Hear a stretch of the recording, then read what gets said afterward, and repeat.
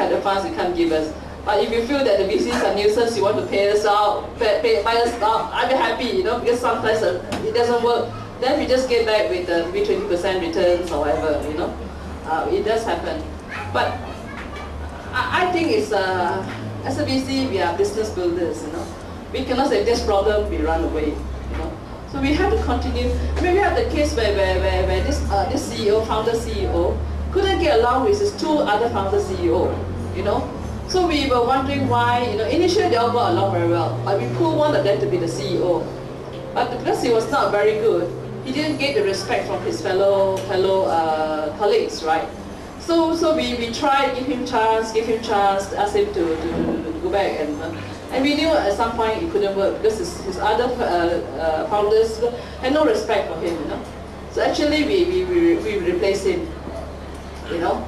So we said, look, you know, I mean, of course he's still the major shareholder of that, but we're amicable. We tell him, look, you know, for the good of the company, we will have to replace him. You know? Yeah. So does it mean that the VC really have a power of controlling the board of directors? No. I look at it. Okay, like here, we bring in independent. If they're listed, we bring in independent directors. So we do it professionally. You know, I don't remove a person because I don't like his face. You know, know what I mean? But important thing is that performance. You know, and you can see that you actually do talk to the person over months. You know, and things don't improve. Then we just say, look, the board decided to replace. So the board includes all of them and everybody, you know. So then, but if you as a major shareholder, you don't mind because you want your shares to do well, right? So even if you don't have a job, you still want your shares to do well. So you wanted to make sure it is. I mean, the US it happens more often. They change the CEO, it happens a lot more. Here not so often, you know. But I think you know after a while if it doesn't work, the guy is just not competent enough. You have to replace him, you know. But definitely it can be done professionally. Yeah. Okay. Yeah, can you hear from Singapore? My question is for early stage companies, right? Sometimes it's a little bit too early in the life cycle to predict your exit. Would you be comfortable with them not predicting an exit? Not making an exit? Not presenting an exit. You mean you don't present exit when you see the VC? Yeah, kind of just because the reason being it's a bit too early in life cycle to say, would I IPO, would I M&A? No, you still have to work out a plan. Whether you meet it or not is a different thing. You still must think through, you know? Meaning that when you do your business plan, I'm like this, in 3 years' time I'll be this, and then we will do our own computation as well, you know? I guess also, would you be comfortable working with the company to kind of formulate versus presenting something? Definitely, even though you give us a plan, we think you are IPOable, you can be listed.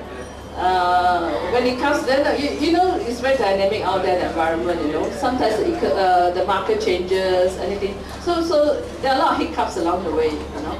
But the thing is that you must have the vision that in 3 years, I can get to be this size, so I can be IPO. So if you can't justify that you can be that size, that means it's very hard for anyone to put in the fund side, right? I mean, ideally, you have to meet your plans, but we also realize that in reality, market out there, you know, you don't know what's going to happen, you know. Last 2 questions. Anybody? No more. Yeah. What interesting books have you read? What interesting books have I read? Well, I read the Pixar story, I read all the Steve Jobs, I read... The World is Flat. The World is Flat. No? So Blue Ocean, I read kind of a lot of different, it's very wide, I read very wide books. One of Bill Branson's History of Everything, you know. That is one of the fantastic books. It tells about history, about the whole world. You know. I find that I enjoy reading that, you know. And then I mean, I read even, all sorts of books, I would say. So I think the important thing is reading, you know. So I always tell people, do you read? They say I do. And I don't mean newspapers, okay? You got to read a book. You know, reading is not reading newspapers and magazines. You know, it must be a book. You know, So you find you learn about things better. Okay, thank you very much.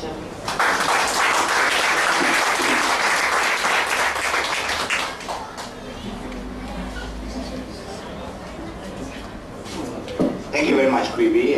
Very interesting indeed. Such a lot of lively questions.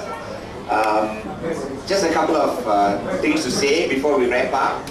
First of all, there's a feedback form at the reception table over there. We appreciate it if you can complete that and hand it in before you go. Also, if you have any entrepreneurs or anyone else, not just entrepreneurs but VCs or anyone that you think you'd like us to invite, please let us know. We will try and make those invitations. I also want to let you know a little bit about TeAM. You know, we talked about from 50,000 ringgit for cradle funding to 150 to 500. TeAM had a big role to play in all of those things because TeAM was the one that lobbied the government many years ago to set up cradle with pre-seed funding. Okay, and we managed to